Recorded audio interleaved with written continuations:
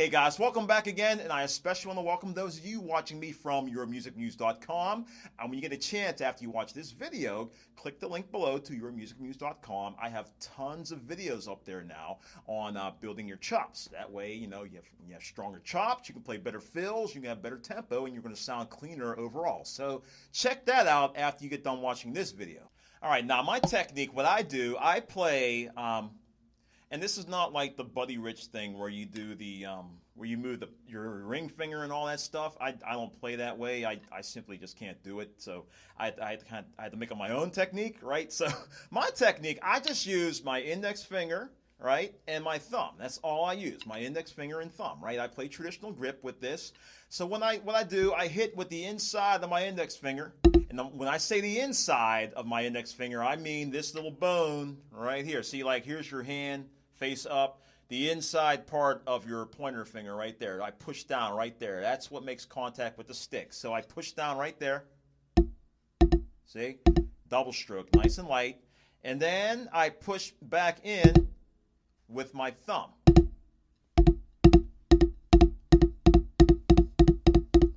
Matter of fact, a good way to practice this is to go separately or even slower.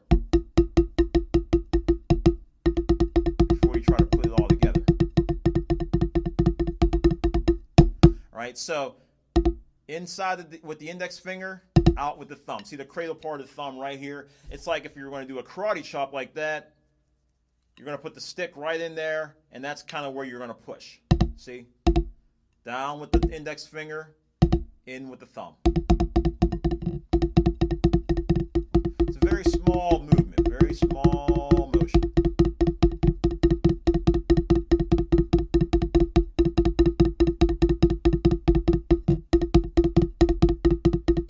Very often I practice this technique with a heavier stick. Like I usually use like a marching stick, something thicker. That way you don't have to squeeze down quite as much. So you can use like a marching stick or even like a 2B or some kind of like an SD1 General, or like a snare drum concert stick or something like that. Something where you don't have to, squeeze down quite as much. So that would be a good piece of advice. And use the bounciest surface you can use right initially, right? Then you can move it to like a snare drum or something like that, right?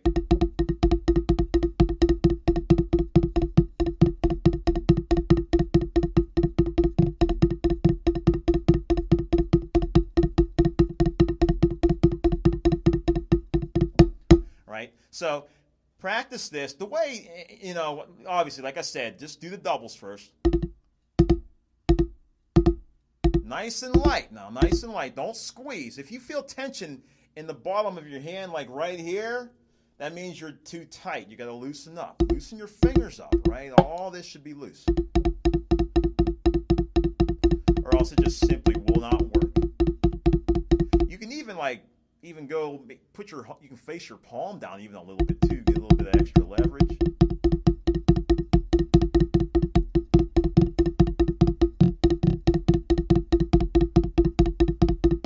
Or even have it up.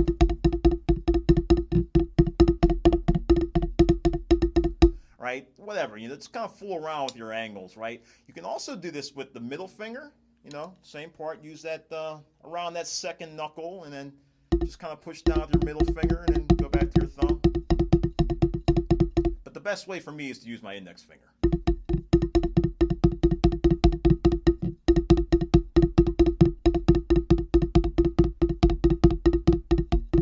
Now, even when you're learning this technique and when you're not able to connect them yet, just doing your doubles, that's going to strengthen up your double stroke roll, your regular, right? Because you're playing a double stroke, right? And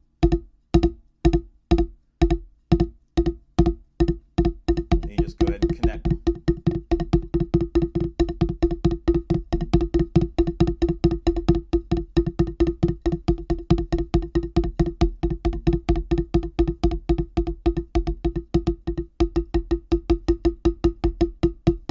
Try to keep your wrist nice and straight too.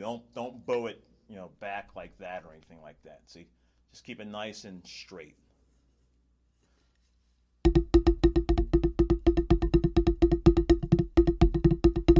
A good way to work this out too is a good way to start doing this, a good way to start connecting it is to play it in sets of 7.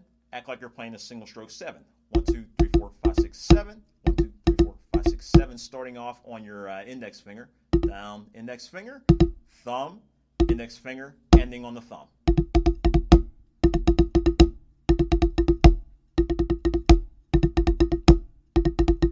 And then, then you just eventually just keep it going.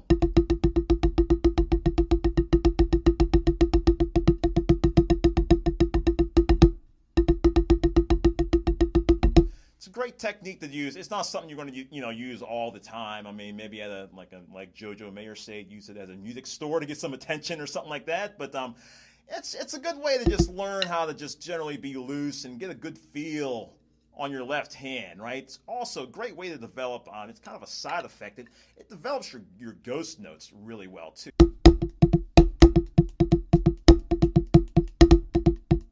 Right, that kind of thing, right? So, if you have any questions about this technique, be sure to comment. Ask me your questions in the comments, right? I'll be glad to help you out with this, right? It's just kind of just for fun, right? This is not something that's important. It's not something that you must learn how to do, It's something you kind of learn in your spare time, right? All right, guys. Hey, I hope you enjoyed this lesson.